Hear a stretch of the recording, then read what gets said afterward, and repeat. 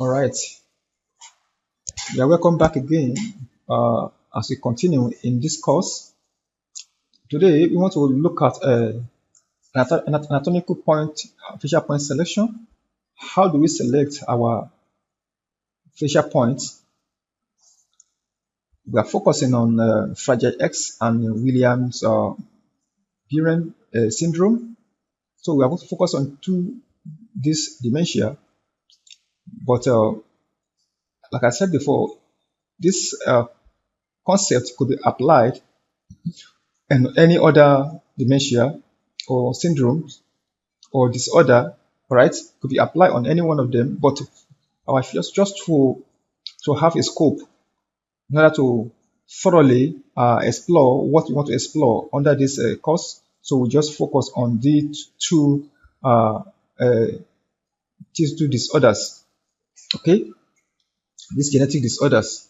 All right. So I want to welcome you to this comprehensive course on genetic disease classification, where we will focus now on two neurodevelopmental disorders, like I said just now, which is a Fragile X and Williams Buren.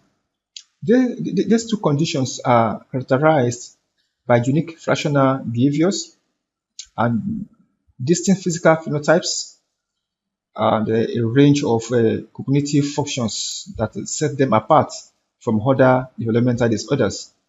However, the application of this course is not limited to these two syndromes only.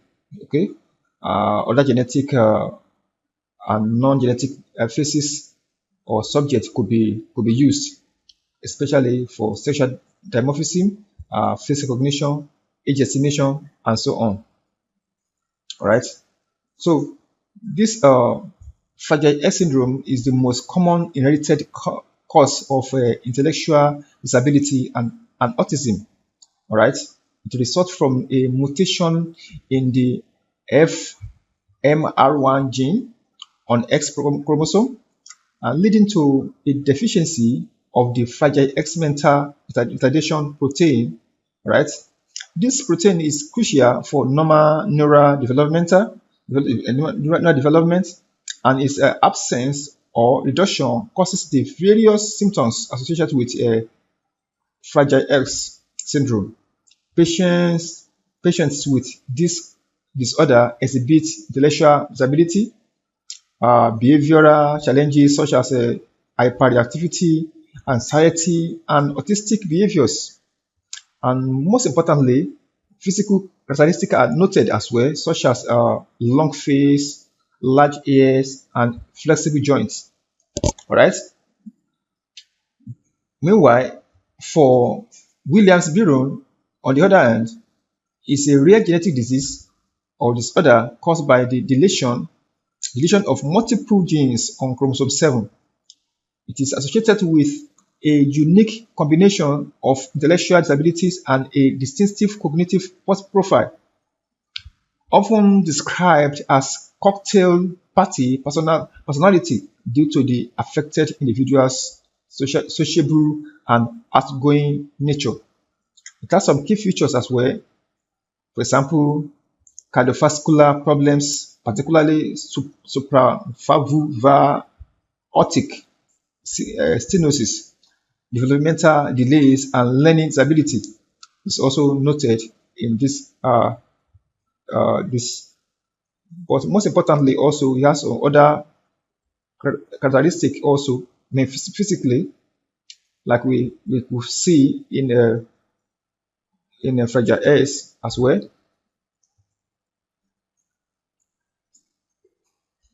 So some of the physical features we can find is in the facial features, such as broad forehead, short nose, full cheeks, and a wide mouth with full lips. These are the sample of Williams Buren syndrome or disorder. So just trying to describe these features, because you need to understand the facial features or physical characteristics of this particular dementias, so that when you are now analyzing them, you should be able to discuss them properly in your manuscript or whatever, or research. All right, so now to go further, we want to see how do we select points on the faces. So the first thing I want us to understand is that this is just a theoretical background of what we're going to be doing practically, automatically. All right, so we have what is called generic facial features, okay, by using general CTA facial landmarks.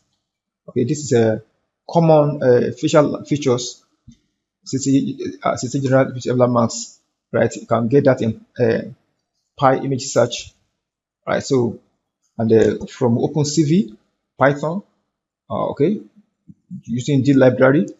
So we can generate this. So that's where we got this from, okay? From this link, you get this from. So this one was created by myself, all right? Now, what I'll try to do is that this is general facial feature, but we don't want all of this. We want just biological or anatomical points on the faces, all right? That's what we only want. We don't want all of this, all right? So how do we go about this? We need to select this, and we have to do that automatically, all right? Looking at this now, we can see this one has so many points here, which is called 68 points. But here we have 32 points only selected here for us to use as our facial features that we want to select. So we can see them here. So from point 1, 2, 3, 4, 5, 6, 7, 8, 9, 10. So we have in different regions. We have facial region, we have in nasal region, we have mouth region, and we have jawline, right? So these are the regions that we have. Okay, so this could be grouped in this format.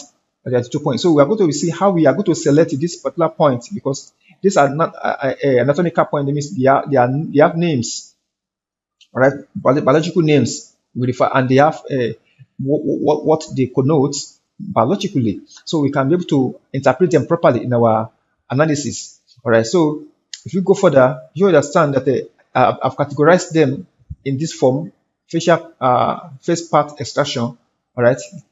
In nose region, we have a 0.5, 6, 7, 8, 9, 10, 11. Right. Total of 7. All right. So we can see in nose region here, this nose region, which we have 5, we have 6, 7, 8, 9, 10, 11. That is nasal region. Then in eyes region, we have 1, 2, 3, 4, 27, 28, 29, 30, 31, 32, 10 in total. That is in the eyes region. You can see here all this in eyes region. And in the mouth region, we have 12, 13, 14, 15, 16, 17, 18, 19. Mouth region, you can see the mouth region here. Then we have in jawline, we have 20 to 26 here. You can see from 20 here, we have 21, 22, 23, 24, 25, 26. So these are what we have in jawline. Total of 7. All right. If you combine together, so if you sum them, you have 32. So you can check the description in the Word document or PDF file.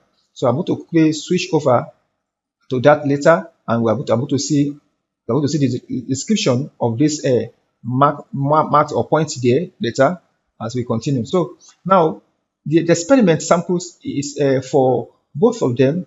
Will not be. I've not been showing the. I will show you the folder, but I've not been showing you the individual faces for privacy's sake, because the subjects, the samples are actually from Oxford University, and I'm not permitted to display the participant faces. Okay, but I'm going to give you a sample I'm going to be using to test first before we now extract the faces, so that you can see how we perform the extraction automatically using Python. All right. So we are starting the faces from the feature features. You know, they have majorly for this dementia, they have prominent jaw, which is mandibular prognathism. They have broad forehead and they have narrow face. So you must note those facial features, because later you may want to do some kind of comparison by measurement. Okay, later to compare both phenotypes, all right, for both diseases. And we have epicanter folds, bitemporal narrowness, preorbital fullness, broad nasal tip, wide mouth, long filtrum, and the full cheeks for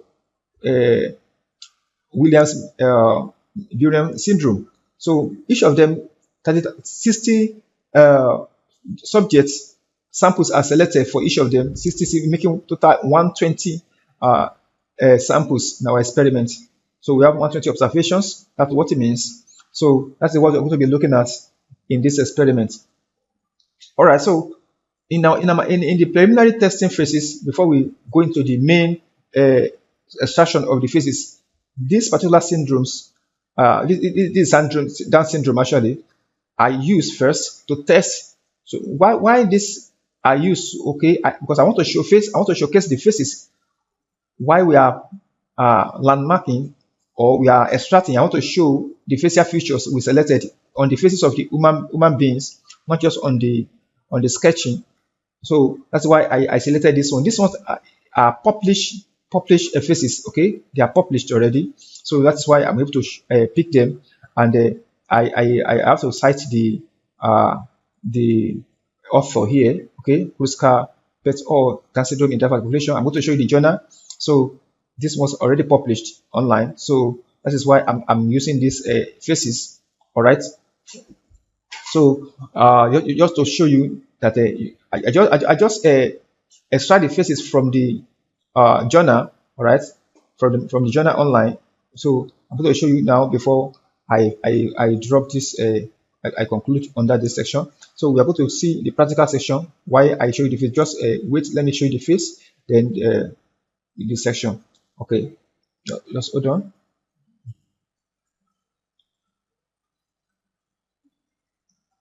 All right. First of all, so these are the landmarks I'm talking about. These are the landmarks. These landmarks are the description of the landmark. So 5 was Celion. Okay. If you check very well, let me see if I can try to pair them side by side. You can see what I'm talking about. Then it will be easier for you to understand when you are doing your own. All right. So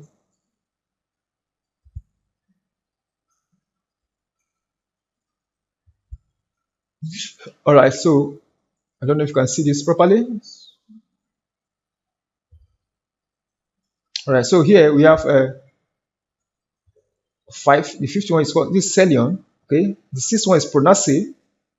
Okay, Pronace here. We have 7 and 11. This Alare left and right. Okay, 7 and 11 Alare. So left and right. So that is 7 and 11. So we also have 8 and 10. That is lateral sub Alare. That is both left and right also. Left and right. Right. So whenever you see 2 of them here like this together, it means left and right. Okay. We have subnasal, the one here, which is 9 at the nasal region. We also have a crystal filter. So this is the filter is 14 and 16. All right. Let's say here you can see 14 and 16 here, both left and right. We also have labial superiors. So which is 15, only one 15 here, center and the tip here. We also have 12 and 13, which is Chelion.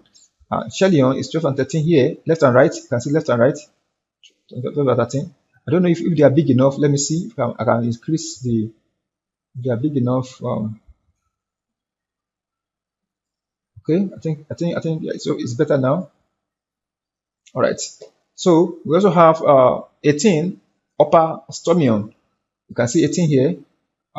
Here there are 18 and 19. So, but 18 is for the upper, while 19 is the lower. All right. So I don't want to place them on top of themselves. Okay.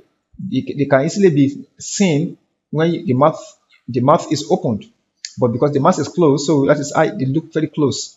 All right. So they have upper and lower stomion. Then don't forget their description here. For Celion, the deepest point of the nasofrontal angle, and the rest of them, each here is A. So I'm going to include this particular this description in the course, upload it online, okay, so that you can be able to use them if you want to use them. Okay, I'm going to also include some other journals that you can use for this analysis if in case you are interested in doing further research on that. And you can see the rest of them here, 27, 32, and the rest of them. So this is follow the same pattern. And the journal from which I got this particular images for sampling, these 4 images for sampling, is this journal, Down Syndrome in Diverse Population, by Paul Kruska and et al. So now, if you check, if you scroll down, you see these images here of this. You